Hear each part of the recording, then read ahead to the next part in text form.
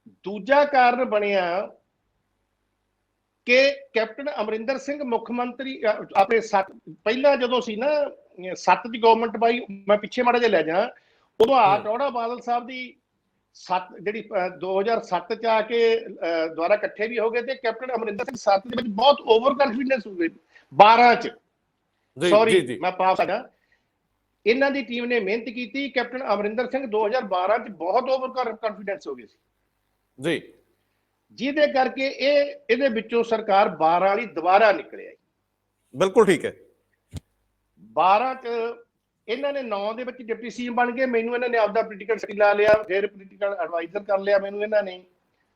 ਲੇਕਿਨ 2012 ਚ ਜਦੋਂ ਸਰਕਾਰ ਬਣੀ ਉਸ ਤੋਂ ਬਾਅਦ ਸਾਡੀ ਜਦੋਂ ਇਹਨਾਂ ਨਾਲ ਦੁਬਾਰਾ ਮੇਰੀ ਪੋਲੀਟੀਕਲ ਐਡਵਾਈਜ਼ਰ ਦੀ ਹੋਈ ਅਪਾਇੰਟਮੈਂਟ ਤੇ ਮੈਂ ਜੁਆਇਨ ਨਹੀਂ ਸੀ ਕੀਤਾ। ਨਾ ਮੈਂ ਕੋਈ ਸਰਕਾਰੀ ਸਹੂਲਤ ਲਈ ਸੀ, ਨਾ ਮੈਂ ਤੇਲ ਲਿਆ ਸੀ, ਨਾ ਮੈਂ ਕਾਰ ਲਈ ਸੀ, ਮੈਂ ਕੋਈ ਸਹੂਲਤ ਨਹੀਂ ਲਈ ਸੀ। ਮੈਂ ਆਪਣੇ ਤੌਰ ਤੇ ਪਾਰਟੀ ਦਾ ਕੰਮ ਕਰਦਾ ਸੀ, ਸਰਕਾਰ ਦਾ ਵੀ ਕਰਦਾ ਸੀ, ਇਹਨਾਂ ਦਾ ਵੀ ਕਰਦਾ ਸੀ, ਅਕਾਲੀ ਦਲ ਦਾ ਕਰਦਾ ਸੀ। ਲੇਕਿਨ 12 ਤੋਂ 17 ਤੱਕ 12 ਸਰਕਾਰ ਬਣਦਿਆਂ ਸਾਰੀ ਅਕਾਲੀ ਦਲ ਦੀ ਲੀਡਰਸ਼ਿਪ ਹੰਕਾਰ ਦੇ ਘੁੱਟ ਤੇ ਚੜ ਗਈ, ਪਲਾਕੀ ਮਾਰ ਕੇ। ਅੱਛਾ, ਕਿਸੇ ਦੀ ਸੁਣੋ ਹਟ ਗਏ, ਅਫਸਰਸ਼ਾਹੀ ਦੇ ਕਾਬੂ ਆ ਗਏ, ਅਫਸਰਸ਼ਾਹੀ ਦੇ ਘੇਰਾ ਘੱਟ ਲਿਆ। ਕੁਛ ਸ਼ਰਾਬ ਦੇ ਠੇਕੇਦਾਰ, ਕੁਛ ਰੇਤੇ ਦੇ ਠੇਕੇਦਾਰ, ਕੁਛ ਲੈਂਡ ਮਾਫੀਆ, ਸੈਂਡ ਮਾਫੀਆ, ਜਿਹਨੂੰ ਅੱਜ ਕੱਲ੍ਹ ਕਈ ਨਾਵਾਂ ਨਾਲ ਕਿਹਾ ਜਾਂਦਾ, ਮੈਂ ਉਸ ਡਿਟੇਲ 'ਚ ਨਹੀਂ ਜਾਂਦਾ।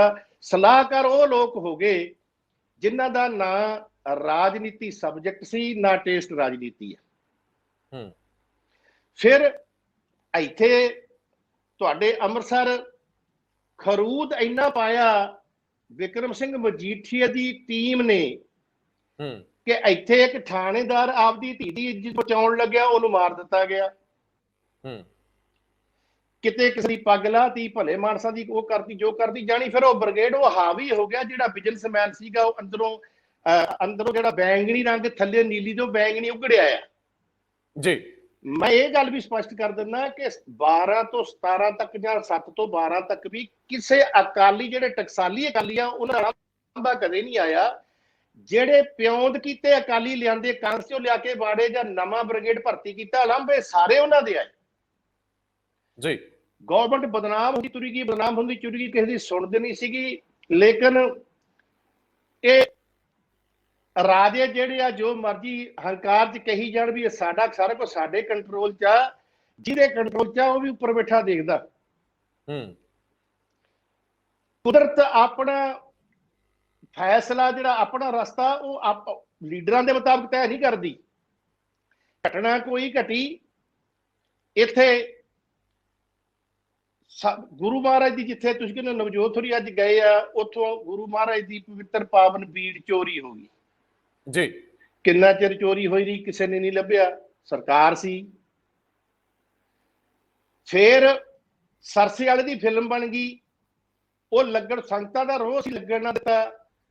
ਉਹਨਾਂ ਨੇ ਇਸ਼ਤਿਹਾਰ ਲਿਖ ਕੇ ਲਾਤੇ ਕਿ ਤੁਹਾਡਾ ਗੁਰੂ ਸਾਡੇ ਕੋਲ ਆ, ਜੇ ਕਿਸੇ ਦੀ ਹਿੰਮਤ ਹੈ ਜੁਰਤ ਹੈ ਤਾਂ ਸਾਡੇ ਕੋਲੋਂ ਲੈ ਲਓ, ਨਹੀਂ ਤਾਂ ਅਸੀਂ ਇਹਦੀ ਬੇਅਦਬੀ ਕਰਾਂਗੇ। ਉਹਨਾਂ ਨੇ ਥੋੜੇ ਦੇਰ ਬਾਅਦ ਗੁਰੂ ਸਾਹਿਬ ਦੇ ਅੰਗ ਬੇਅਦਬੀ ਕਰਕੇ ਖਿਲਾਰਤੇ।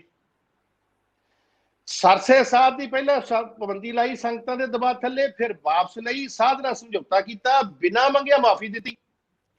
ਸੰਗਤਾਂ 'ਚ ਰੋਹ ਆ ਗਿਆ, ਉਹਨੂੰ ਬਿਨਾਂ ਮੰਗੇ ਮਾਫੀ ਦਾ, ਜਿਹਦੇ ਚੇਲਿਆਂ ਨੇ ਤੇ ਜਿਹਨੇ ਆਪ ਗੁਰੂ ਸਾਹਿਬ ਦੀ ਬੇਅਦਬੀ ਕੀਤੀ, ਚੋਰੀ ਕਰਵਾਏ ਤੇ ਉਹਨਾਂ ਦੇ ਅੰਗ ਪਾੜ ਕੇ ਨਾਟਕ ਕੀਤਾ, ਜਿਹਨੂੰ ਦੁਨੀਆ ਮੰਨਦੀ ਆ ਗੁਰੂ ਸਾਹਿਬ ਨੂੰ, ਜਿਹੜਾ ਸਰਬੱਤ ਦਾ ਭਲਾ ਮੰਗਦਾ। ਉੱਥੇ ਸਿੱਖ ਸੰਗਤਾਂ ਨੇ ਰੋਸ ਵਿੱਚ, ਵਿਰੋਧ ਵਿੱਚ ਕਹਿ ਲੋ, ਜਜ਼ਬਾਤ 'ਚ ਕਹਿ ਲੋ, ਸ਼ਾਂਤਮਈ ਪਾਠ ਪੂਜਾ ਕਰਕੇ ਸਰਕਾਰ ਨੂੰ ਆਖਿਆ ਵੀ ਇਹਦਾ ਇਨਸਾਫ ਮਿਲਣਾ ਚਾਹੀਦਾ, ਸਾਡੇ ਗੁਰੂ ਦਾ ਨਰਾਦਰ ਹੋਇਆ। ਬਜਾਏ ਇਹਦੇ ਕਿ ਉੱਥੇ ਮਿੰਤਰਲਾ ਕਰਕੇ ਵੀ ਸਾਨੂੰ ਟਾਈਮ ਦਿਓ ਜੀ 2-3 ਮਹੀਨੇ ਦਾ, ਅਸੀਂ ਐ ਕਰਦੇ ਹਾਂ, ਸਭ ਕੁਝ ਕਰਦੇ ਹਾਂ, ਟਾਲ ਮਟੋਲ ਕਰਕੇ ਉੱਥੇ ਜਿਹੜੇ ਵਾਹਿਗੁਰੂ ਕਰਦੇ ਸੀ ਉਹਨਾਂ ਤੇ ਗੋਲੀਆਂ ਚਲਾਤੀਆਂ, 2 ਸਿੰਘ ਸ਼ਹੀਦ ਕਰਤੇ, ਔਰ ਹਜ਼ਾਰਾਂ ਸੈਂਕੜੇ ਜਿਹੜੇ ਉਹ ਫੱਟੜ ਹੋ ਗਏ। ਫਿਰ ਵੋਟਾਂ ਮੰਗਣ ਵਾਸਤੇ ਤਾਂ ਕਿਸੇ ਸਾਧ ਦੇ ਜਿਹਦੇ ਮਰਜ਼ੀ ਗੋਡੀ ਹੱਥ ਲਾਉਣ ਲੀਡਰ ਜਾ ਸਕਦੇ ਆ। ਉਹ ਜੋ ਮੁੰਡੇ ਸਿੱਖ ਸ਼ਹੀਦ ਹੋ ਗਏ ਉਹਨਾਂ ਦੇ ਘਰ ਕੋਈ ਅਫਸੋਸ ਕਰਨੀ ਨਾ ਗਿਆ, ਨਾ ਭੋਗ ਤੇ ਗਿਆ, ਅੰਤਮ ਅਰਦਾਸ 'ਚ ਗਿਆ, ਨਾ ਉਹਨਾਂ ਦੇ ਨੇ ਅੰਦਰੋਂ ਪੁੰਜੇ। ਇਹਦਾ ਸਿੱਖਾਂ ਵਿੱਚ, ਦੇਸ਼ ਵਿਦੇਸ਼ਾਂ ਵਿੱਚ ਤੇ ਪੰਜਾਬੀਆਂ ਵਿੱਚ ਜਿਹੜੇ ਗੁਰੂ ਗ੍ਰੰਥ ਸਾਹਿਬ ਨੂੰ ਮੰਨਦੇ ਆ ਕਿ ਮਨੁੱਖਤਾ ਦੇ ਭਲੇ ਲਈ ਆ, ਉਹਨਾਂ ਦੇ ਮਨ ਵਿੱਚ ਜਿਹੜਾ ਰੋਸ ਆਇਆ। ਪਲੈਨਿੰਗ ਜਿਹੜੀ, ਜੇ ਸੁਖਬੀਰ ਬਾਦਲ ਕਹਿੰਦਾ ਮੇਰੀ ਪਲੈਨਿੰਗ ਨੇ ਸਰਕਾਰ ਬਣਾ ਦੇਣਾ, ਫਿਰ 17 ਤੇ ਜ਼ੋਰ ਸਾਰਾ ਲਾ ਲਿਆ ਸੀ, ਬਣਾ ਨਾ ਲਈ। ਸਰਕਾਰ ਉਦੋਂ ਬਣਦੀ ਆ ਜਦੋਂ ਲੋਕਾਂ ਦਾ ਪਿਆਰ ਜਿੱਤਿਆ ਜਾਵੇ, ਭਰੋਸਾ ਜਿੱਤਿਆ ਜਾਵੇ, ਵਿਸ਼ਵਾਸ ਜਿੱਤਿਆ ਜਾਵੇ ਤੇ ਗੁਰੂ ਮਹਾਰਾਜ ਦਾ ਆਸ਼ੀਰਵਾਦ ਪ੍ਰਾਪਤ ਹੋਵੇ, ਨੇਕੀ ਕਰਕੇ ਕਮਾਈ ਹੋਵੇ। ਜਦੋਂ ਇਹਨਾਂ ਲੋਕਾਂ ਨੇ ਨਾ ਇਤਿਹਾਸ ਪੜ੍ਹਿਆ, ਨਾ ਕੋਈ ਕੁਰਬਾਨੀਆਂ, ਨਾ ਜਾਣਦੇ ਆ ਕੌਣ ਚੀਜ਼ ਆ, ਤੇ ਉਹਦਾ ਭਾਵਨਾ ਇਹ ਹੋਈ, ਇਹਦਾ ਰਿਜ਼ਲਟ ਇਹ ਆਇਆ ਕਿ ਸਾਰੇ ਸਾਧਨ ਜੋੜ ਕੇ, ਸਾਰਾ ਕੁਝ ਕਰਕੇ, ਸਾਰਾ ਜ਼ੋਰ ਲਾਉਣ ਦੇ ਬਾਵਜੂਦ ਵੀ 15 17 ਬੰਦੇ 18 ਜਿੱਤੇ, ਤੇ ਉਹ ਵੀ 15, ਤੇ ਉਹ ਵੀ ਆਪੋਜੀਸ਼ਨ ਦੇ ਲੀਡਰ ਨਹੀਂ ਕਦੇ ਬਣੇ। ਸਦਾ ਅਕਾਲੀ ਦਲ ਪੰਜਾਬੀ ਸੂਬਾ ਬਣਨ ਤੋਂ ਬਾਅਦ ਜਾਂ ਰਾਸ ਮੁੱਖ ਮੰਤਰੀ ਰਿਹਾ ਅਕਾਲੀ ਦਲ, ਜਾਂ ਆਪੋਜੀਸ਼ਨ ਦਾ ਲੀਡਰ ਰਿਹਾ ਜੀ। ਲੇਕਿਨ ਇਸ ਘਟਨਾ ਵੀ ਸਮਝ ਲਿਆ, ਉੱਥੇ ਪਛਤਾਪ ਕਰਨ ਵਾਸਤੇ ਨੱਕ ਰਗੜ ਕੇ ਮਾਫੀ ਮੰਗਣ ਦੀ ਬਜਾਏ ਇਹ ਸਮਝ ਵੀ ਤਾਂ ਆਪੇ ਭੁੱਲ ਜਾਣਗੇ ਲੋਕ, ਜਿਵੇਂ ਅੱਗੇ ਭੁੱਲ ਜਾਂਦੇ ਹੁੰਦੇ ਆ। ਅੱਗੇ ਭੁੱਲ ਗਏ 85 ਵਾਲੇ ਵੀ, ਅਸੀਂ ਕਮਿਸ਼ਨ ਨਹੀਂ ਬਣਾਇਆ ਸੀਗਾ, ਐਮਰਜੈਂਸੀ ਵਾਲੀ ਗੱਲ ਜਿਹੜਾ ਸੀਗਾ ਭੁੱਲ ਗਏ। ਲੇਕਿਨ ਇਹ ਗੁਰੂ ਸਾਹਿਬ ਦੀ ਗੱਲ ਸੀ, ਕਿਸੇ ਵਿਅਕਤੀ ਵਿਸ਼ੇਸ਼ ਦੀ ਸੀ ਜੀ। 17 ਦੀ ਇਲੈਕਸ਼ਨ ਚ ਕੈਪਟਨ ਉਹੀ ਕੁਝ ਕੈਪਟਨ ਸਾਹਿਬ ਨੇ ਕੀਤਾ। ਇਹਨਾਂ ਨੇ ਸਿੱਖਾਂ ਦੇ ਜਜ਼ਬਾਤਾਂ ਨੂੰ ਕੈਸ਼ ਕਰਨ ਦੀ ਕੋਸ਼ਿਸ਼ ਕੀਤੀ ਕਿ ਮੇਰੀ ਸਰਕਾਰ ਬਣਾ ਦਿਓ, ਜਿਵੇਂ 97 ਚ ਬਾਲ ਸਾਹਿਬ ਕਹਿੰਦੇ ਸੀ ਕਿ ਮੈਂ ਗੁਰੂ ਸਾਹਿਬ ਦੀ ਬੇਅਦਬੀ ਕਰਨ ਵਾਲਿਆਂ ਦਾ, ਜਿਹਨੇ ਗੋਲੀ ਚੜਾ ਕੇ ਨਿਹੱਥੇ ਸਿੰਘ ਮਾਰੇ ਆ, ਜਿਨ੍ਹਾਂ ਨੇ ਆਹ ਕੁਝ ਕੀਤਾ, ਨਰਾਦਰ ਕੀਤਾ ਗੁਰੂ ਸਾਹਿਬ ਦਾ, ਇਹ ਸਾਰੇ ਕੁਝ ਦੀ ਨਿਰਪੱਖ ਇਨਕੁਆਇਰੀ ਕਰਾ ਕੇ ਤੇ ਇਹਨੂੰ ਇਨਸਾਫ ਦੇਊਂਗਾ ਲੋਕਾਂ ਨੂੰ। ਮੈਂ ਗੁਟਕਾ ਸਾਹਿਬ ਦੀ ਸਹੁੰ ਖਾ ਕੇ ਕਹਿਣਾ ਕਿ ਮੈਂ 4 ਹਫ਼ਤਿਆਂ 'ਚ ਨਸ਼ਾ ਬੰਦ ਕਰ ਦੂੰਗਾ, ਤੇ ਮੈਂ ਰੇਤਾ ਜਿਹੜਾ ਜੇ ਕਰ ਦੂੰਗਾ। ਉਹ ਸਾਰੇ ਜੋ ਝੂਠੇ ਵਾਅਦੇ ਪਹਿਲੇ ਕਰਦੇ ਸੀ ਉਹੀ ਸਰਦਾਰ ਹੋਣਾ ਨੇ ਆ ਕੇ ਕਰਤੇ, ਕੈਪਟਨ ਸਾਹਿਬ ਨੇ। ਜਿਵੇਂ ਹੌਲੀ ਹੌਲੀ ਸਰਸੇ ਸਾਹਿਬ ਦੀਆਂ ਵੋਟਾਂ ਦੇ ਲੈਣ ਦੇ ਆਸਰੇ ਸੁਖਵੀਰ ਬਾਦਲ ਦੀ ਪਲੈਨਿੰਗ ਸੀ ਕਿ ਮੈਂ ਸਰਸੇ ਵਾਲੇ ਨਾਰਾਜ਼ ਨਾ ਕਰਾਂ, ਹੌਲੀ ਹੌਲੀ ਨੇੜੇ ਲੈ ਜਾ, ਉਹਦੀਆਂ ਵੋਟਾਂ ਨਾਲ 17 ਚ ਦੁਬਾਰਾ ਤੀਜੀ ਵਾਰੀ ਸਰਕਾਰ ਬਣਾ ਲਾਂਗੇ। ਉਹੀ ਨੀਤੀ ਕੈਪਟਨ ਅਮਰਿੰਦਰ ਸਿੰਘ ਦੀ ਆ ਕਿ ਗੁਰੂ ਸਾਹਿਬ ਦੀ ਬੇਅਦਬੀ ਵਾਸਤੇ ਸੈੱਟ ਬਣਾਤੀ। ਔਰ ਪੰਜਾਬ ਦਾ ਜਿਹੜੇ ਚੋਟੀ ਦੇ ਥੋੜੇ ਜਿਹੇ ਅਫਸਰ ਬੱਚੇ ਆ, ਜਿਹੜੇ ਇਮਾਨਦਾਰ ਆ ਜੀ, ਉਹਨਾਂ ਚੋਂ ਇੱਕ ਆ ਪੜ੍ਹਿਆ ਲਿਖਿਆ ਅਫਸਰ ਆ, ਉਹਦੀ ਇਮਾਨਦਾਰੀ ਤੇ ਸਾਰੇ ਪੰਜਾਬੀ ਤੇ ਦੁਨੀਆ ਦੇ ਬੱਚੇ ਵਾਸਤੇ ਪੰਜਾਬੀ ਭਰੋਸਾ ਕਰਦੇ ਆ। ਉਹਨੇ ਕਦੇ ਆਪਦੇ ਨਾਂ ਨਾਲ ਕੋਈ ਕਲੰਕ ਨਹੀਂ ਲੱਗਿਆ, ਵੱਡੇ ਅਹੁਦਿਆਂ ਤੇ ਰਿਹਾ। ਜਦੋਂ ਉਹ ਫਿਰ ਜਿੱਦਣੇ ਬਣ ਗਈ ਸੈੱਟ, ਪਹਿਲੇ ਦਿਨ ਤੋਂ ਇੜਕੇ ਡਾਹੇ ਗਏ, ਕਦੇ ਸੈਂਟਰ ਦੀ ਸਰਕਾਰ ਨਾਲ ਮਿਲ ਕੇ ਡਾਲੇ, ਕਦੇ ਸਟੇਟ ਦੀ ਸਰਕਾਰ ਨਾਲ ਮਿਲ ਕੇ ਡਾਲੇ ਵੀ ਇਹ ਹੋ ਜੇ। ਪਹਿਲਾਂ ਕਮਿਸ਼ਨ ਨੂੰ ਨਾ ਮੰਨਣਾ, ਫਿਰ ਸੈੱਟ ਨੂੰ ਨਾ ਮੰਨਣਾ, ਸੈੱਟ ਚੋਂ ਅਫਸਰ ਹੌਲੀ ਹੌਲੀ ਬਾਹਰ ਜਾਂਦੇ ਗਏ। ਸੱਚ ਦਾ ਫੈਸਲਾ ਕਰਨਾ ਕੋਈ ਮਰਦ ਬੱਚੇ ਕਰਦਾ, ਕਵਰਪੁਰ ਵਿਜੇ ਪ੍ਰਤਾਪ ਸਿੰਘ ਵਰਗਾ। ਉਹ ਮੈਂ ਉਹਨਾਂ ਦੀ ਗੱਲ ਸੁਣੀ, ਮੈਂ ਬਿਲਕੁਲ ਉਹਨਾਂ ਦੀ ਗੱਲ ਸਹੀ ਆ। ਉਹਨੇ ਕਿਹਾ ਵੀ ਮੈਂ ਇਹ ਤਾਂ ਕਰ ਸਕਿਆ, ਗੁਰੂ ਸਾਹਿਬ ਮੇਰੇ ਅੰਗ ਸੰਗ ਸੀ। ਬਿਲਕੁਲ ਠੀਕ ਹੈ। ਤੇ ਉਦੋਂ ਬਾਅਦ ਹੁਣ ਉਹ ਕੈਪਟਨ ਸਾਹਿਬ ਦੀ ਵੀ ਉਹੀ ਨੀਤੀ ਸੀ ਵੀ ਅਖੀਰਲੇ ਸਾਲ ਚ ਲੈ ਜਾ, ਅਗਲੇ 6 ਮਹੀਨੇ ਰਹਿੰਦੀ ਚੋਣ ਤੋਂ ਇਹ ਲਿਆ ਕੇ ਸੱਜੇ ਖੱਬੇ ਤੇ ਮੈਂ ਇਹਨਾਂ ਦੇ ਖਿਲਾਫ ਕੁਝ ਅਫਸਰ ਫੜ ਲਾਂ, ਕੁਝ ਲੀਡਰ ਫੜ ਲਾਂ, ਇਹ ਬਾਦਲ ਕੇ ਫਿਰ ਮੈਂ ਇਸੇ ਹਊਏ ਨਾਲ ਕੀਤਾ ਕਰਾਇਆ ਕੱਖ ਨਹੀਂ। ਫਿਰ ਦੁਬਾਰਾ ਲੋਕਾਂ ਦੇ ਜਜ਼ਬਾਤਾਂ ਨੂੰ ਇਸ ਪਾਸੇ ਕੈਚ ਕਰਕੇ 22 ਚ ਫਿਰ ਸਰਕਾਰ ਮੇਰੀ ਝੋਲੀ ਪੈ ਜੇ। ਇਹ ਤਿੱਖੜ ਦੁਪਹਿਰੇ 1:30 ਵਜੇ ਸੁਪਨੇ ਲੈਣ ਦੀ ਗੱਲ ਆ, ਜਿਹੜੀ ਐ ਨਹੀਂ ਪੂਰੀ ਹੁੰਦੀ। ਇੱਥੇ ਇਨਸਾਫ ਦੇਣਾ ਪਊਗਾ, ਨਹੀਂ ਲੋਕਾਂ ਦੀ ਕਚਹਿਰੀ ਜਾ ਕੇ ਖੜਨਾ ਪਊਗਾ। ਅਕਸਰ ਜਿੱਥੇ ਸੱਚੋ ਹੀ ਸੱਚ ਨਿਬੜਿਆ ਉੱਥੇ ਭੁਗਤਣੀਆਂ ਪੈਣਗੀਆਂ। ਬਿਲਕੁਲ ਜੀ ਜੀ। ਮੈਂ ਸਰਦਾਰ ਸਾਹਿਬ, ਤੁਸੀਂ ਜਿੰਨੀਆਂ ਗੱਲਾਂ ਮੈਨੂੰ ਦੱਸੀਆਂ ਸੱਚਮੁੱਚ ਇਹ ਹਿਰਦਾ ਬਲੂੰਦਰਨ ਵਾਲੀਆਂ ਕਿ ਅਸੀਂ ਸੱਤਾ ਲੈਂਦੇ ਹਾਂ ਸਿਰਫ ਸੱਤਾ ਦੀ ਖਾਤਰ, ਤੇ ਮੁੜ ਕੇ ਸੱਤਾ ਲੈਣ ਲਈ ਅਸੀਂ ਔੜ-ਪੌੜ ਸ਼ੁਰੂ ਕਰ ਦਿੰਦੇ ਹਾਂ। ਲੇਕਿਨ ਅੱਜ ਦਾ ਜਿਹੜਾ ਤਾਜ਼ਾ ਘਟਨਾਕ੍ਰਮ ਉਹਦੇ ਤੇ ਆਪਾਂ ਜ਼ਿਕਰ ਕਰਾਂਗੇ। 3-4 ਘਟਨਾਵਾਂ ਨੇ। ਇੱਕ ਤਾਂ ਅੱਜ ਮੈਨੂੰ ਪਤਾ ਲੱਗਿਆ ਕਿ ਜਿਹੜਾ ਢੀਂਡਸੇ ਔਰ ਬ੍ਰਹਮਪੁਰਾ ਦੇ ਵਿੱਚ ਇੱਕ ਵਾਰੀ ਮੁੜ ਕੇ ਸਮਝੌਤਾ ਹੋ ਰਿਹਾ। ਮੈਨੂੰ ਇਹ ਵੀ ਪਤਾ ਲੱਗਿਆ ਕਿ ਸ਼ਾਇਦ ਇਹ ਆਪਣੀ ਪਾਰਟੀ ਦੇ ਪਿੱਛੇ ਲਾਏ ਟਕਸਾਲੀ ਔਰ ਡੈਮੋਕ੍ਰੈਟਿਕ ਦਲ ਦੇ ਮਗਰਲੇ ਨਾਂ ਲਾ ਦੇਣਗੇ ਤੇ ਕਿਸੇ ਨਵੇਂ ਨਾਂ ਤੇ ਸਹਿਮਤੀ ਬਣ ਜੂ। ਦੂਜੀ ਗੱਲ ਕਿ ਅਕਾਲੀ ਦਲ ਦੀ ਜਿਹੜੀ ਪਰਿਵਾਰਵਾਦ ਦੀ ਰਾਜਨੀਤੀ ਉਹਦੇ ਖਿਲਾਫ ਤੇ ਅਕਾਲੀ ਦਲ ਦੇ ਲਏ ਸਟੈਂਡ ਦੇ ਖਿਲਾਫ ਢੀਂਡਸਾ ਤੇ ਬਾਕੀ ਸਾਰੇ ਬਾਹਰ ਆਏ ਸੀ। ਕੀ ਸਮਾਨਾਂਤਰ ਦਲ ਚਲਾਉਣ ਲਈ ਜਾਂ ਅਕਾਲੀ ਦਲ ਨੂੰ ਪੁਰਾਣੀਆਂ ਲੀਹਾਂ ਤੇ ਖੜਨ ਲਈ ਸਾਨੂੰ ਕੁਝ ਸਿਧਾਂਤ ਸਾਹਮਣੇ ਰੱਖਣੇ ਪੈਣਗੇ, ਉਹਨਾਂ ਨੂੰ ਵੀ ਅੱਜ ਦੇ ਸੰਦਰਭ ਵਿੱਚ ਮੁੜ ਕੇ ਡਿਫਾਈਨ ਕਰਦੇ ਆ। ਇਹ ਨਹੀਂ ਕਿ 1920 ਵਿੱਚ ਜੋ ਅਸੀਂ ਕਰਦੇ ਸੀ ਅੱਜ ਵੀ ਉਹੀ ਕਰੀਏ ਤੇ ਪ੍ਰਵਾਨੇ ਜਾਈਏ। ਪੀੜ੍ਹੀਆਂ ਬਹੁਤ ਬਦਲ ਗਈਆਂ, ਨਵੇਂ ਹਾਲਾਤ ਆ ਗਏ। ਇੱਕ ਤਾਂ ਇਹ ਹੈ ਕਿ ਕੀ ਇਸ ਤਰ੍ਹਾਂ ਦੀ ਰਾਜਨੀਤੀ ਲਈ ਕੋਈ ਸਪੇਸ ਹੈਗੀ। ਦੂਜੀ, ਨਵਜੋਤ ਸਿੰਘ ਸਿੱਧੂ ਅੱਜ ਜਦੋਂ ਬੁਰਜ ਜਵਾਹਰ ਸਿੰਘ ਵਾਲਾ ਜਾਂਦੇ ਆ ਤੇ ਇੱਕ ਸੰਕੇਤ ਮਾਤਰ ਹੈ ਉਹਨਾਂ ਲੋਕਾਂ ਨਾਲ ਖੜੇ ਹੋਣ ਦਾ ਜਿਨ੍ਹਾਂ ਨੂੰ ਬੇਅਦਬੀ ਦੇ ਸੇਕ ਝੱਲਣੇ ਪਏ। 2-3 ਦਿਨ ਪਹਿਲਾਂ ਦੇ ਹਾਈ ਕੋਰਟ ਦੇ ਫੈਸਲੇ ਤੋਂ ਬਾਅਦ ਕੋਈ ਵੱਡਾ ਲੀਡਰ ਕਾਂਗਰਸ ਦਾ ਉੱਥੇ ਖੜਿਆ ਜਾ ਕੇ। ਕੀ ਉਹ ਇਕੱਲਿਆਂ ਤੁਰਨ ਦਾ ਮਾਦਾ ਰੱਖਣਗੇ? ਤੇ ਤੀਜੀ ਗੱਲ ਕਿ ਜੇਕਰ ਅਸੀਂ ਸਾਰੇ ਦ੍ਰਿਸ਼ ਵਿੱਚ ਕਿਸਾਨੀ ਮੂਵਮੈਂਟ ਨੂੰ ਲੈ ਕੇ ਤੁਰਦੇ ਹਾਂ ਤਾਂ ਤੁਹਾਨੂੰ ਲੱਗਦਾ ਕਿ ਅਗਲੇ ਦਿਨਾਂ ਦੇ ਵਿੱਚ ਰਾਜਨੀਤਿਕ ਤੌਰ ਤੇ ਕੁਝ ਨਵੇਂ ਬਦਲ ਮਿਲ ਸਕਦੇ ਆ, ਜਾਂ ਉਹਨਾਂ ਲਈ ਕੁਝ ਨਾ ਕੁਝ ਅੱਗੇ ਹੁੰਦਾ ਦਿਸਦੇ ਹੋ? ਰੰਧਾਵਾ ਸਾਹਿਬ,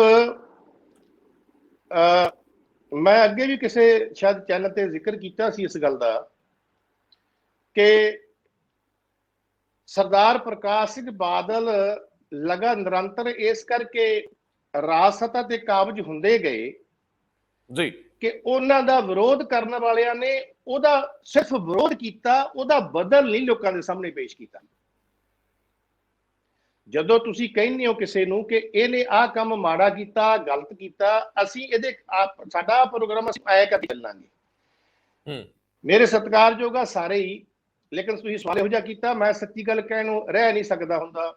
ਮੇਰਾ ਸ਼ੁਰੂ ਤੋਂ ਸੁਭਾਅ ਇਸੇ ਕਰਕੇ ਮੈਂ ਕਿਸੇ ਲੀਡਰ ਤੋਂ ਕਦੇ ਟਿਕਟ ਨਹੀਂ ਮੰਗੀ, ਐਮਐਲਏ ਐਮਪੀ ਦੀ ਨਾ ਮੰਗਣੀ ਹੈ ਜੀ। ਜਦੋਂ ਮੰਗਦੇ ਬਣ ਜਾਓ ਫਿਰ ਸੱਚ ਨਹੀਂ ਕਹਿ ਹੁੰਦਾ। ਹੁਣ ਵੀ ਜਿਹੜੇ ਨਾਲ ਚੌਂਕੜੀ ਤੁਰੀ ਫਿਰਦੀ ਆ, ਕਿਸੇ ਨੂੰ ਚੇਅਰਮੈਨ ਦਾ ਲਾਲਚ ਆ, ਕਿਸੇ ਨੂੰ ਟਿਕਟਾਂ ਦਾ ਲਾਲਚ ਆ, ਕਿਸੇ ਨੂੰ ਰੇਤੇ ਦੀਆਂ ਖੱਡਾਂ ਦਾ ਲਾਲਚ ਆ, ਕਿਸੇ ਨੂੰ L1 ਦਾ L13 ਦਾ ਲਾਲਚ ਆ। ਉਹ ਲਾਲਚ ਮੱਤ ਬੈਠੇ ਆ ਜਿਹੜੇ ਗੁਰੂ ਤੋਂ ਬੇਮੁਖ ਆ। ਅਦਰਵਾਈਜ਼ ਜਦੋਂ ਲੋਕਾਂ 'ਚ ਜਾਣਗੇ ਹਿਸਾਬ ਕਿਤਾਬ ਕਰਨਾ ਪਊਗਾ। ਜਿੱਦਣ ਮੈਂ ਤੁਹਾਡੀ ਗੱਲ ਦਾ ਜਵਾਬ ਦਿੰਦਾ ਨਿਰਪੱਖ ਤੌਰ ਤੇ ਸੱਚ, ਬ੍ਰਹਮਪੁਰਾ ਸਾਹਿਬ ਨਾਲ, ਢੀਂਡਸਾ ਸਾਹਿਬ ਨਾਲ, ਸੇਖਵਾ ਸਾਹਿਬ, ਇਹਨਾਂ ਸਾਰਿਆਂ ਨਾਲ ਮਿਲ ਜਾਤੀ ਅੱਛੇ ਤਲਕਾ ਜੀ ਇਹ ਬਾਹਰ ਨਿਕਲੇ। ਪਹਿਲੀ ਗੱਲ ਤਾਂ ਸਾਹਿਬ ਪ੍ਰਕਾਸ਼ ਸਿੰਘ ਬਾਦਲ ਤੇ ਪਹਿਲੀ ਲੀਡਰਸ਼ਿਪ ਸ਼ੁਰੂ ਤੋਂ ਇੰਦਰਾ ਗਾਂਧੀ ਨੇ ਜਦੋਂ ਆਪਦੇ ਮੁੰਡੇ ਸੰਜੇ ਗਾਂਧੀ ਨੂੰ ਅੱਗੇ ਲੈ ਕੇ ਆਂਦਾ ਸੀ, ਉਦੋਂ ਤੋਂ ਕਹਿੰਦੇ ਸੀ ਇਹ ਪਰਿਵਾਰਵਾਦੀ ਰਾਜਨੀਤੀ ਕਰਦੀ ਹੈ, ਪਰਿਵਾਰ ਇੱਕੋ ਰਾਜਨੀਤੀ ਕਰਦਾ। ਉਦੋਂ ਬਾਅਦ ਉਹੀ ਸਾਰਾ ਕੁਝ ਸਰਦਾਰ ਪ੍ਰਕਾਸ਼ ਸਿੰਘ ਬਾਦਲ ਨੇ ਕੀਤਾ। ਉਦੋਂ ਪੂਰਾ ਵੱਧ ਕੇ ਜੀ ਮੁੰਡੇ ਦਾ ਸਾਲੇ ਵੀ ਲੈ ਆਂਦਾ, ਨੂੰਹ ਵੀ ਲੈ ਆਂਦੀ, ਪੁੱਤ ਵੀ ਲੈ ਆਂਦਾ, ਜਵਾਈ ਵੀ ਲੈ ਆਂਦਾ, ਕਈ ਰਿਸ਼ਤੇਦਾਰ ਸੱਜੋ ਖੱਬਿਓ ਹੋਰ ਲੈ ਆਂਦੇ।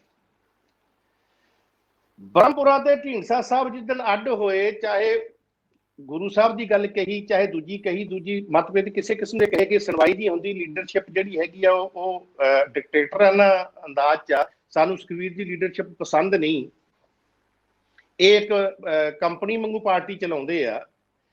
ਬਾਕੀ ਕਈ ਗੱਲਾਂ ਨੇ। ਇੱਕ ਇਹ ਗੱਲ ਕਹਿ ਕੇ ਚੱਲੇ ਕਿ ਬਾਦਲ ਸਾਹਿਬ ਨੇ ਪੁੱਤਰ ਮੋਹ ਦੇ ਵਿੱਚ, ਬਾਦਲ ਜਿਹੜਾ ਹੈਗਾ ਉਹ ਧ੍ਰਿਸ਼ਟ ਰਾਸ਼ਟਰ ਵਾਂਗੂ ਅੰਨਾ ਹੋ ਗਿਆ, ਉਹਨੂੰ ਸੁਖਬੀਰ ਹੀ ਦਿੰਦਾ, ਪੰਥ ਨਹੀਂ ਦਿੰਦਾ ਜੀ। ਕੀ ਮੈਂ ਪੁੱਛ ਸਕਦਾ ਜਿਨ੍ਹਾਂ ਨੇ ਬਾਦਲ ਸਾਹਿਬ ਨੂੰ ਪੁੱਤਰ ਮੋਹ ਦਾ ਲਾਂਭਾ ਦੇ ਕੇ ਬਾਹਰ ਆਏ ਸੀ, ਆਪਦੇ ਪੁੱਤਰ ਨਾਲ ਨਹੀਂ ਲੈ ਬੈਠੇ? ਨਾ, ਸਾਰੇ ਹੀ ਨਾਲ ਹੁੰਦੇ ਜੀ। ਤੇ ਫਿਰ ਕਿਹੜੇ ਮੂੰਹ ਨਾਲ ਲੋਕਾਂ ਨੂੰ ਜਾ ਕੇ ਕਹਿਣਗੇ ਬਾਦਲ ਪੁੱਤਰ ਮੋਹ ਆ ਗਿਆ, ਜਦੋਂ ਆਪਦੇ ਪੁੱਤਰ ਮੋਹ ਜਿਹੜੇ ਹੈਗਾ ਨਾਲ ਪ੍ਰੈਸ ਕਾਨਫਰੰਸ ਨਿਭਾਉਣੇ ਆ, ਉਹਨਾਂ ਨੂੰ ਲੀਡਰ ਬਣਾਉਣਾ, ਉਹਨਾਂ ਨੂੰ ਟਿਕਟਾਂ ਦੇਣੀਆਂ, ਲੜਾਉਣੇ ਆ, ਫਿਰ ਲੋਕਾਂ ਦੇ ਪੁੱਤ ਘਾਹ ਖੋਤਣ ਨੂੰ ਰੱਖੇ ਆ। ਬਿਲਕੁਲ ਠੀਕ ਹੈ। ਤੁਸੀਂ ਜੇ ਉਹਦੇ ਤੇ ਨੁਕਤਾਚੀਨੀ ਕਰਦੇ ਹੋ ਫਿਰ ਇਹ ਚੀਜ਼ ਹਟਾ ਕੇ ਲੋਕਾਂ ਦੇ ਸਾਹਮਣੇ ਪੇਸ਼ ਆਓ। ਇਹ ਲੋਕੀ ਜਵਾਬ ਮੰਗਣਗੇ ਇਹਨਾਂ ਲੀਡਰਾਂ ਤੋਂ। ਪੋਲੀਟੀਕਲ ਪਾਰਟੀਆਂ ਇਹਨਾਂ ਨੇ ਚਲਾਉਣੀਆਂ। ਜੇ ਕੱਲ ਨੂੰ ਰਾਜ ਭਾਗ ਆਉਂਦਾ ਇਹਨਾਂ ਨੇ ਮੰਨਣਾ। ਜਿੱਥੋਂ ਤੱਕ ਰਹੀ ਸਰਦਾਰ ਨਵਜੋਤ ਸਿੰਘ ਸਿੱਧੂ ਦੀ ਗੱਲ ਕਿ ਉੱਥੇ ਗਏ ਆ, ਇਹ ਵੀ ਪੰਜਾਬ ਦੀ ਤੇ ਪੰਜਾਬੀਆਂ ਦੀ ਤੇ ਸਿੱਖਾਂ ਦੀ ਬਦਕਿਸਮਤੀ ਆ ਕਿ ਜਿਹੜਾ ਲੀਡਰ ਉੱਠਦਾ ਪੁਰਾਣਾ ਜਾਂ ਨਵਾਂ, ਉਹਨੇ ਰਾਜਨੀਤੀ ਨੂੰ ਇੱਕ ਥੀਏਟਰ ਸਮਝ ਲਿਆ ਕਿ ਜਿਵੇਂ ਮਛੇਰੇ ਮੱਛੀਆਂ ਫੜਦੇ ਫਿਰਦੇ ਆ, ਜਾਲ ਲੈ ਕੇ ਵੋਟਾਂ ਫੜਦੇ ਫਿਰਦੇ ਆ। ਨਵਜੋਤ ਸਿੰਘ ਸਿੱਧੂ ਦਾ ਜਵਾਹਰ ਸਿੰਘ ਵਾਲਾ ਜਾਣਾ, ਜਿੱਥੇ ਗੁਰੂ ਸਾਹਿਬ ਦੇ ਪਾਵਨ ਪਵਿੱਤਰ ਸਰੂਪ ਦੀ ਚੋਰੀ ਹੋਈ ਸੀ, ਬੇਅਦਬੀ ਹੋਈ ਸੀ, ਇਹ 14 ਤੋਂ ਅੱਜ ਕਿੰਨੇ ਸਾਲ ਹੋ ਗਏ, ਉਦੋਂ ਨਾ ਚਲਿਆ ਗਿਆ। ਅੱਜ ਵੋਟਾਂ ਚੇਤੇ ਆ ਗਈਆਂ, ਲੀਡਰੀ ਚਮਕਾਉਣ ਦੀ ਗੱਲ ਆ ਗਈ ਕਿ ਕਾਂਗਰਸ ਪੱਠੇ ਨਹੀਂ ਪਾਉਂਦੀ, ਮੁੱਖ ਮੰਤਰੀ ਤੋਂ ਥੱਲੇ ਦਾ ਸਰਦਾ ਨਹੀਂ, ਉਹ ਇਹਨੂੰ ਬਣਾਉਂਦੇ ਨਹੀਂ। ਇੱਕ ਗੱਲ ਮੈਂ ਹੋਰ ਸਪਸ਼ਟ ਕਰ ਦਿਆਂ ਆਪਦੀ ਸਮਝ ਮੁਤਾਬਕ, ਜੋ ਮੇਰਾ ਤਜਰਬਾ 45 ਸਾਲ ਦਾ ਹੋ ਗਿਆ ਮੇਰੇ ਰਾਜਨੀਤੀ 'ਚ, ਮੈਂ ਸਾਰੇ ਮੇਰੇ ਵੀਰੇ ਜਿਹੜੇ ਲੀਡਰ ਸਤਿਕਾਰਯੋਗ ਆ, ਮੈਂ ਕੱਲੇ ਦਾ ਨਾਂ ਲੈ ਕੇ ਜ਼ਿਕਰ ਕਰੂੰਗਾ। ਸਰਦਾਰ ਸੁਖਬੀਰ ਸਿੰਘ ਬਾਦਲ,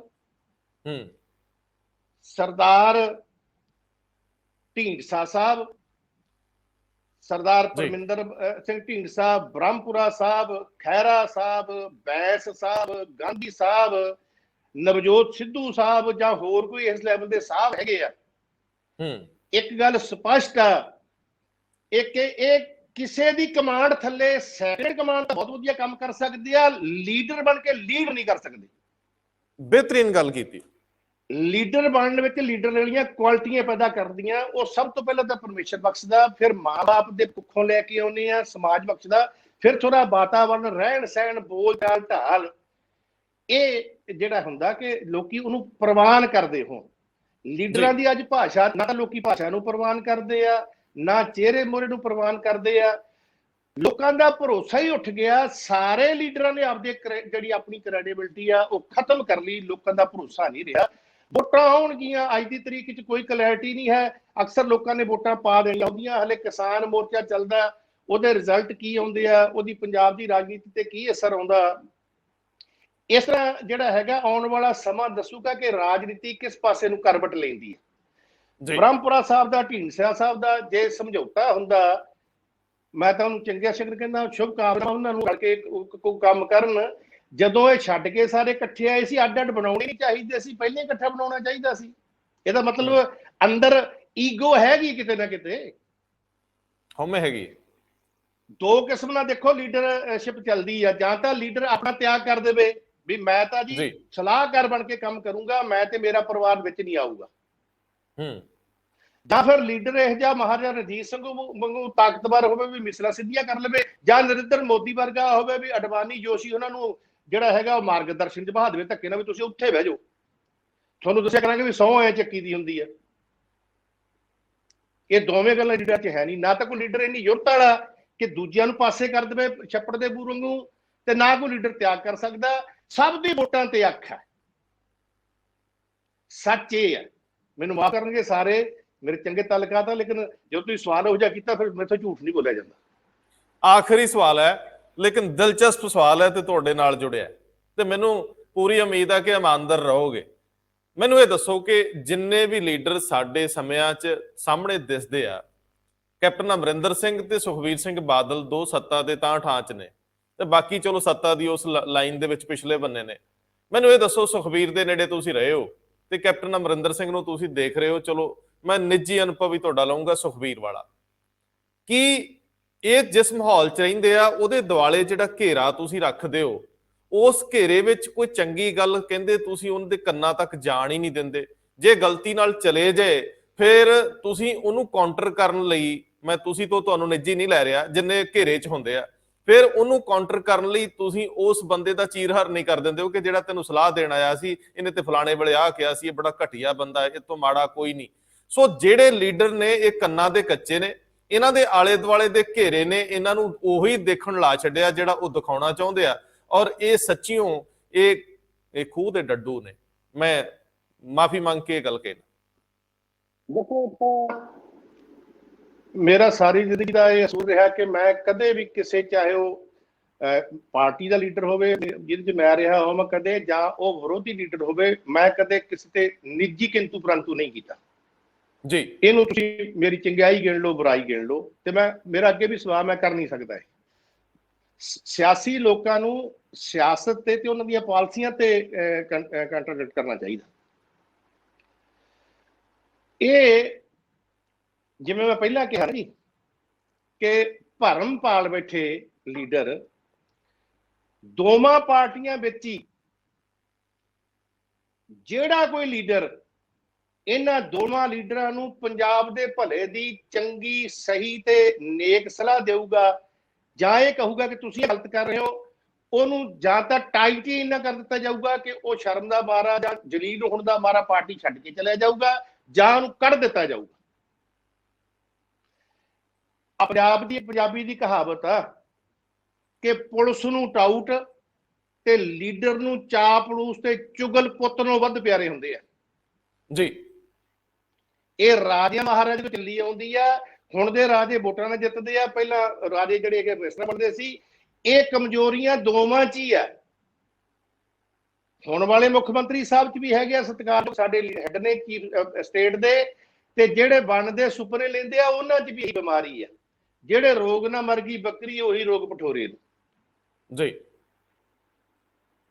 ਮੈਂ ਸਦਵਾ ਸਾਹਿਬ ਗੱਲ ਤੇ ਦਿਲਚਸਪ ਸੁਣਨੀ ਸੀ ਤੁਸੀਂ, ਕਿਉਂਕਿ ਇਹਨੂੰ ਥੋੜਾ ਜਿਹਾ ਉਸ ਤਰੀਕੇ ਨਾਲ ਕਿਹਾ, ਮੈਨੂੰ ਇੰਜ ਲੱਗਦਾ। ਮੈਂ ਕਰ ਦੇਣਾ ਥੋੜਾ ਜਿਹਾ ਕਲੀਅਰ ਉਹਨੂੰ ਜੀ। ਕਦੇ ਮੈਂ ਤਾਂ ਦੇਖਿਆ ਐਮਰਜੈਂਸੀ ਦੇ ਮੋਰਚੇ ਵੀ ਦੇਖਿਆ, ਸਾਰਾ ਕੁਝ ਦੇਖਿਆ। ਤੁਸੀਂ ਛੋਟੇ ਹੋਵੋਗੇ ਜਦੋਂ ਜੀ ਜਥੇਦਾਰ ਮੋਹਨ ਸਿੰਘ ਤੁੜ ਅਕਾਲੀ ਦਲ ਦੇ ਪ੍ਰਧਾਨ ਹੁੰਦੇ ਸੀ। ਹੂੰ ਅਸੀਂ ਪੜ੍ਹਦੇ ਉੱਥੇ ਚਲੇ ਜਾਣਾ ਉਹਨਾਂ ਕੋਲੇ, ਤੇ ਉਹਨਾਂ ਨੇ ਉਹ ਜਿਹੜਾ ਸਮੁੰਦਰੀ ਹਾਲ ਤੇ ਸਮੁੰਦਰੀ ਹਾਲ ਦੇ ਸਾਹਮਣੇ ਲੌਨ ਜਿਹਾ ਬਣਿਆ, ਘਾਹ ਜਿਹਾ ਲੱਗਿਆ, ਉੱਥੇ ਬਹਿ ਜਾਂਦੇ ਚੌਂਕੜਾ ਮਾਰ ਕੇ, ਲੋਕੀ ਉੱਥੇ ਹੀ ਆਈ ਜਾਂਦੇ ਸੀ। ਮੰਜੀ ਹਾਲ ਦੇ ਸਾਹਮਣੇ ਜੀ। ਹਾਂ ਨਹੀਂ, ਇਹਨਾਂ ਦੇ ਤੇਜਾ ਸਿੰਘ ਸਮੁੰਦਰੀ ਹਾਲ ਦੇ ਸਾਹਮਣੇ ਅੰਦਰ ਜਿਹੜਾ ਗੇਟ ਅੰਦਰ ਅੱਛਾ, ਬਣਿਆ ਹੋਇਆ, ਸ਼੍ਰੋਮਣੀ ਕਮੇਟੀ ਦਫ਼ਤਰਾਂ ਦੇ ਅੰਦਰ। ਜੀ ਜੀ ਹਾਂ ਜੀ। ਉਹਨਾਂ ਨੇ ਉੱਥੇ ਘਾਹ ਜਿਹੜਾ ਚੌਕੜਾ ਮਾਰ ਕੇ ਆ ਕੇ ਤੇ ਸੇਵਾਦਾਰ ਨੂੰ ਕਹਿਣਾ ਮੇਰੇ ਸਿਰ ਤੇ ਤੇਲ ਝੱਸ ਜਾ। ਅੱਛਾ। ਤੇ ਉੱਥੇ ਜਿਹੜਾ ਆ ਗਿਆ ਬਹਿ ਜਾਓ, ਵੀ ਚਾਹ ਲਿਆ ਵੀ ਕਾਕਾ ਲਿਆ ਵੀ। ਜਦੋਂ 100-200 ਬੰਦਾ ਇਕੱਠਾ ਹੋ ਜਾਣਾ, ਉਹਨੇ ਕਹਿਣਾ ਤੁਸੀਂ ਚਾਹ ਪੀਓ, ਮੈਂ ਮਾੜਾ ਇਸ਼ਨਾਨ ਕਰਿਆ ਵਾ। ਫਿਰ ਸੰਗਤ ਜੁੜ ਗਈ 200। ਚਲੋ ਆਪਾਂ ਗੁਰੂ ਸਾਹਿਬ ਦੇ ਦਰਸ਼ਨ ਕਰਦੇ ਆ ਤੇ ਉੱਥੇ ਦਰਬਾਰ ਸਾਹਿਬ ਮੱਥਾ ਟਿਕਾ ਕੇ ਲਿਆਉਣੇ। ਅੱਛਾ। ਮਤਲਬ ਉਹ ਉੱਥੇ ਲੋਕਾਂ 'ਚ ਬਹਿ ਜਾਂਦੇ ਸੀ। ਜਿਹੜੇ ਹੋਣ ਵਾਲੇ ਜਿਨ੍ਹਾਂ ਦੀ ਗੱਲ ਕਰਦੇ ਹੋ ਤੁਸੀਂ, ਮਾਨਯੋਗ ਮੁੱਖ ਮੰਤਰੀ ਸਾਹਿਬ ਤੇ ਸਾਬਕਾ ਉਪ ਮੁੱਖ ਮੰਤਰੀ ਸਾਹਿਬ ਦੀ, ਇਹਨਾਂ ਦਾ ਨਾ ਜੀ ਪਤਾ ਨਹੀਂ ਮੈਨੂੰ ਤਾਂ ਲੀਡਰਾਂ ਨੂੰ ਇਹ ਡਰਾ ਕਿਉਂ ਦਿੱਤਾ ਜਾਂਦਾ ਵੀ ਤੁਹਾਨੂੰ ਸਿਕਿਉਰਿਟੀ ਦਾ ਖਤਰਾ, ਤੁਹਾਨੂੰ ਫਲਾਨਾ ਧਮਕਾ ਕਿਉਂ ਹੋ ਜਾਊਗਾ। ਜਿੰਨਾ ਚਿਰ ਰੱਬ ਨੇ ਜ਼ਿੰਦਗੀ ਦੇਣੀ ਆ, ਦੁਨੀਆ ਦੀ ਕੋਈ ਤਾਕਤ ਮਾਰ ਨਹੀਂ ਸਕਦੀ। ਜਿੱਦਣ ਉਹਨੇ ਟੋਟਲ ਕਰਤਾ ਜ਼ਿੰਦਗੀ ਦਾ ਸਾਹ ਦਾ, ਉਦੋਂ ਕੋਈ ਬਚਾ ਨਹੀਂ ਸਕਦਾ। ਬਿਲਕੁਲ ਠੀਕ। ਪਹਿਲੀ ਗੱਲ ਤਾਂ ਭਲੇ ਮਾਨਸਾਂ ਨੂੰ ਤੇ ਕੰਮ ਕਰਨ ਲੋਕਾਂ ਨੂੰ ਇਹਨਾਂ ਦੇ ਗੰਨ ਵਾਲੀ ਧੱਕੇ ਮਾਰ ਕੂਣੀਆਂ ਮਾਰ ਜਲੀਲ ਕਰਕੇ ਧੱਕ ਦਿੰਦੇ ਆ, ਉਹ ਮੁੜ ਕੇ ਆਉਂਦੇ ਹੀ ਨਹੀਂ। ਇਹਨਾਂ ਨੂੰ ਘਰ ਮਿਲਣ ਚਲੇ ਜਾਓ, ਦਫ਼ਤਰ ਮਿਲਣ ਚਲੇ ਜਾਓ, ਕੋਠੀ ਮਿਲਣ ਚਲੇ ਜਾਓ, ਕਿਤੇ ਮਿਲਣ ਜਾਓ, ਉਹਨੂੰ ਲੋਕਾਂ ਨੂੰ ਭਲੇ ਮਾਨਸਾਂ ਨੂੰ ਜਲੀਲ ਇਹਨਾਂ ਕੀਤਾ ਜਾਂਦਾ। ਕਿੰਨੇ ਕਿੰਨੇ ਘੰਟੇ ਭਲੇ ਮਾਨਸ ਨੂੰ ਬਿਠਾ ਲਿਆ ਜਾਂਦਾ, ਦੂਜੀ ਵਾਰੀ ਉਹ ਜਾਂਦਾ ਹੀ ਨਹੀਂ, ਕਹਿੰਦਾ ਦਫਾ ਕਰੋ, ਆਪਾਂ ਲੈਣਾ ਕੀ ਆ। ਜੇ ਕੋਈ ਫੇਰ ਬਚ ਗਏ ਥੋੜੇ ਬਹੁਤੇ ਵੀ ਸਾਡਾ ਰਾਈਟ ਆ, ਸਾਡਾ ਹੱਕ ਆ, ਸਾਡੀ ਕੁਰਬਾਨੀ ਆ, ਫਿਰ ਦਾਇਰਾ ਰੇਤਾ ਵੇਚਣ ਵਾਲਿਆਂ ਦਾ, ਸ਼ਰਾਬ ਦੇ ਠੇਕਰਾਂ ਦਾ, ਕਮਾਊ ਪੁੱਤਾਂ ਦਾ, ਜਿਹੜੇ ਲੁੱਟ ਖੋਹ ਵਾਲੇ ਕਮਾਊ ਪੁੱਤ ਆ, ਉਹ ਕਿਰਤੀ ਲੋਕਾਂ ਨੂੰ ਉਸ ਘੇਰੇ ਦੇ ਅੰਦਰ ਨਹੀਂ ਆਉਣ ਦਿੰਦੇ ਤੇ ਲੀਡਰਾਂ ਨੂੰ ਮਿਲਣ ਹੀ ਨਹੀਂ ਦਿੰਦੇ ਕਿਤੇ ਵੀ ਇਹ ਸਾਡੇ ਖਿਲਾਫ ਨਾ ਚੁਗਲੀ ਕਰ ਦਿੰਦੇ, ਕਿਤੇ ਨਿਕਲਾ ਨਾ ਦੇ ਦੇਣ, ਲੀਡਰ ਕਿਤੇ ਚੰਗਾ ਕੰਮ ਨਾ ਕਰ ਲੇ। ਜੇ ਕੋਈ ਧੱਕ ਧੁੱਕੇ ਸੀਨੀਅਰ ਬੰਦਾ ਕੋਈ ਸਲਾਹ ਦੇ ਆਊਗਾ, ਉਹ ਹਲੇ ਘਰੋਂ ਦਫ਼ਤਰ ਤੋਂ ਬਾਹਰ ਨਹੀਂ ਆਇਆ ਹੁੰਦਾ, ਉਹ ਚਨਾਲ ਚੌਕ ਦੀ ਉੱਥੇ ਚਲੀ ਜਾਂਦੀ ਆ ਤੇ ਮੁੜ ਕੇ ਉਹ ਸਾਰਾ ਕੁਝ ਉਵੇਂ ਹੀ ਫਿਦੌਰ ਸ਼ੁਰੂ ਹੋ ਜਾਂਦਾ। ਜੀ ਜੀ। ਇਸ ਲਈ ਇਹ ਆਸ ਨਾ ਰੱਖੋ। ਹਾਂ, ਆਸ ਪੰਜਾਬੀਆਂ ਨੇ ਕਦੇ ਨਹੀਂ ਛੱਡੀ। ਪੰਜਾਬੀ ਦਰਿਆਵਾਂ ਦੇ ਰੁੱਖ ਮੋੜਦੇ ਰਹੇ ਆ, ਹਵਾਵਾਂ ਦੇ ਰੁੱਖ ਮੋੜਦੇ ਰਹੇ ਆ। ਇਹ ਸਿਕੰਦਰ ਵਰਗਿਆਂ ਨੂੰ ਮੂੰਹ ਚੋੜ ਜਵਾਬ ਦਿੰਦੇ ਰਹੇ ਆ। ਇਹ ਦੇਸ਼ ਦੀ ਆਜ਼ਾਦ ਕਰਾਉਣ ਲਈ ਅੱਜ ਤੱਕ ਦੁਸ਼ਮਣਾਂ ਦੇ ਮੂੰਹ ਮੋੜਦੇ ਰਹੇ ਆ। ਇਹ ਟੈਂਕਾਂ ਥੱਲੇ ਕਰਦੇ ਰਹੇ ਆ, ਰਾਜ ਸੱਤਾ ਬਦਲ ਰਹੇ ਆ। ਸਿਰਫ ਲੀਡਰ ਚੰਗਾ ਮਿਲ ਜੇ ਪੰਜਾਬ ਦੇ ਲੋਕਾਂ ਨੂੰ, ਜਿਹੜਾ ਪੰਜਾਬੀਆਂ ਦਾ ਵਫਾਦਾਰ ਹੋਵੇ, ਪੰਜਾਬ ਪ੍ਰਤੀ ਵਫਾਦਾਰ ਹੋਵੇ, ਪੰਜਾਬ ਦਾ ਦਰਦ ਰੱਖਦਾ ਹੋਵੇ। ਹੈਗੇ ਬਹੁਤ ਆ, ਮੈਨੂੰ ਸਮਝ ਨਹੀਂ ਆਉਂਦੀ। ਤੁਹਾਡੇ ਵਾਂਗੂ ਕਿਤੇ ਕਿਤੇ ਮੈਂ ਵੀ ਕਲਪਦਾ ਹੁੰਦਾ। ਉਹ ਕਿਨਾਰੇ ਬਹਿ ਕੇ ਜਿਹੜਾ ਹੈਗਾ ਉਹ ਰੁੜੇ ਜਾਂਦੇ ਤੇ ਜਿਹੜੇ ਹੈਗਾ ਅਫਸੋਸ ਤਾਂ ਕਰਦੇ ਆ, ਅਮਦਾਦ ਨਹੀਂ ਕਰਦੇ। ਕੋਈ ਬੰਦਾ ਰੁੜਿਆ ਜਾਂਦਾ ਸੀ, ਇਹ ਤਮਾਸ਼ਾ ਦੇਖਣੇ ਵਾਲੇ ਲੋग अफसोस तो करते हैं डूबने वाले पे, अफसोस तो करते हैं, अमदाद नहीं करते। इन लोगों को अगे होना चाहिए। बड़े बड़े इंटैलीजेंट बहुत सियाने अफसर जिन्हों का करैक्टर साफ आ, जेडे गुरसिख आ, जेडे कुछ कोलों देना चाहते हैं। बहुत सारे पंजाब च सारियां पार्टियां च वो लोग धक्के के पासे किए हुए आ। उन्हां लोगों की अकल का, उन्हां दे तजर्बे का पंजाब के लोगों को उन्हां दा फायदा ही नहीं कोई लै सकिया। उन्हां लोगों नूं जिवें कहंदे हुंदे आ निष्काम सेवक बन के अगे आउणा पऊ। संगतां वो भले मानस बंदे दे मगर लग जाणगीआं ते तब्दीली आ जांदी आ।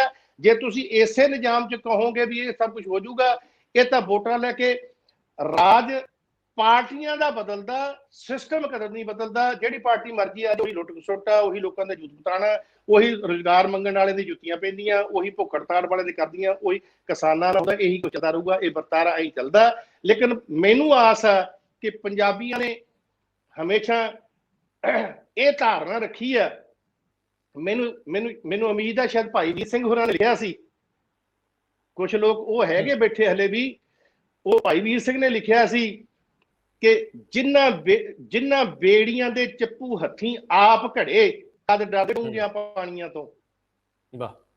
इत्थे वो लोग आने वाले समय उठने चाहिए और 22 तो पहला उठने चाहिए आ, जिहड़े लोगों ते भरोसा जितन, लोगों के भरोसे ते कायम रहन ते पंजाब दी राजसत्ता नूं वध के इत्थे लोक राज लियाउण, लोकां दा राज लियाउण, इत्थे धर्म दा राज होवे, हर भाईचारे नूं नाल लैके इंसाफ होवे, लोकां नूं रोजगार मिले, लोग सुखी शांति आपदे सारे धर्मां दी इज्जत होवे, लोकी सुखी शांति आपने ते अपने परिवारां दा, अपने पंजाब च घुग वसदा देखण ते बाहरले बहुत मेहरबानी ਬਾਹਰਲੇ ਐਨਆਰਆਈ ਭਰਾ ਵੀ ਉਹ ਵਿਚਾਰੇ ਨਾ, ਦੇਖੋ ਉਹਨਾਂ ਦਾ ਦੇਣ ਵੀ ਪੰਜਾਬ ਨਹੀਂ ਦੇ ਸਕਦਾ, ਪੰਜਾਬ ਦੀ ਤਰੱਕੀ 'ਚ ਉਹਨਾਂ ਨੇ ਬਹੁਤ ਵੱਡਾ ਯੋਗਦਾਨ ਪਾਇਆ, ਪਰ ਉਹ ਉੱਥੇ ਜਜ਼ਬਾਤੀ ਹੋ ਜਾਂਦੇ ਆ। ਕਈ ਵਾਰੀ ਪਾਰਟੀਆਂ ਨੂੰ ਦਿੱਤਾ ਪੈਸਾ ਇੱਥੇ ਪੰਜਾਬੀਆਂ ਦੀ ਹਿੱਕ 'ਚ ਵੱਜਦਾ ਜਾ ਕੇ ਗੋਲੀ ਬਣ ਕੇ। ਉਹਨਾਂ ਨੂੰ ਸੋਚ ਨਾਲ ਜੇ ਕਿਸੇ ਦੀ ਮਦਦ ਕਰਨੀ ਆ, ਇੱਥੇ ਆਪਦੀ ਟੀਮ ਬਣਾ ਕੇ ਲੀਡਰਸ਼ਿਪ ਦੇਖ ਕੇ ਕਰੋ। ਪੈਸਾ ਭੇਜਿਆ, ਲੀਡਰ ਕਿਸੇ ਨੂੰ ਪੈਸਾ ਨਾ ਦਿਓ। ਥੋੜਾ ਦਿੱਤਾ ਪੈਸਾ ਬੇੜਾ ਗਰਕ ਕਰਦਾ ਰਾਜਨੀਤੀ 'ਚ। ਹਾਂ, ਉਹ ਤੁਸੀਂ ਡਿਵੈਲਪਮੈਂਟ ਤੇ ਲਾਓ, ਲੋਕਾਂ ਨੂੰ ਪੜ੍ਹਾਓ, ਸਿਹਤ ਸਹੂਲਤਾਂ ਦਿਓ, ਉਹ ਤੁਹਾਡੀ ਵੱਡੀ ਗੱਲ ਆ। ਉਹਦਾ ਪੰਜਾਬ ਤੁਹਾਡਾ ਦੇਣ ਨਹੀਂ ਦੇ ਸਕਦਾ। ਬਾਕੀ ਭੁੱਲਾਂ ਚੁੱਕਾਂ ਦੀ ਖਿਮਾ ਜੀ, ਕਿਸੇ ਦੇ ਖਿਲਾਫ ਕੋਈ ਜਾਤੀ ਸ਼ਬਦ ਮੈਂ ਜਾਣਬੁੱਝ ਕੇ ਕਿਹਾ ਨਹੀਂ, ਸੱਚਾਈ ਕਹੀ ਆ। ਜੇ ਕਿਸ ਨੂੰ ਫਿਰ ਵੀ ਦੁੱਖ ਲੱਗੇ ਤਾਂ ਮੈਂ ਕਹਿਣਾ ਚਾਹੁੰਦਾ, ਮੈਂ ਸੱਚ ਬੋਲਣ ਦਾ ਆਦੀ ਹਾਂ, ਗਾਂ ਵੀ ਬੋਲਦਾ ਰਹਿਣਾ, ਹੁਣ ਵੀ ਬੋਲਦਾ, ਪਹਿਲਾਂ ਵੀ ਬੋਲਦਾ ਰਿਹਾ। ਇਹ ਅਸੀਂ ਰਿਸ਼ਤਾ ਬਣਾਈ ਰੱਖਾਂਗੇ ਬੋਲਣ ਵਾਲਾ, ਹਰ ਹਫ਼ਤੇ ਕੋਸ਼ਿਸ਼ ਕਰਾਂਗੇ ਕਿਸੇ ਨਾ ਕਿਸੇ ਮੁੱਦੇ ਤੇ ਜੁੜਦੇ ਰਹੀਏ। ਬਹੁਤ ਮਿਹਰਬਾਨੀ। ਵਾਹਿਗੁਰੂ ਜੀ ਕਾ ਖਾਲਸਾ, ਵਾਹਿਗੁਰੂ ਜੀ ਕੀ ਫਤਿਹ। ਵਾਹਿਗੁਰੂ ਜੀ ਕੀ ਫਤਿਹ ਜੀ।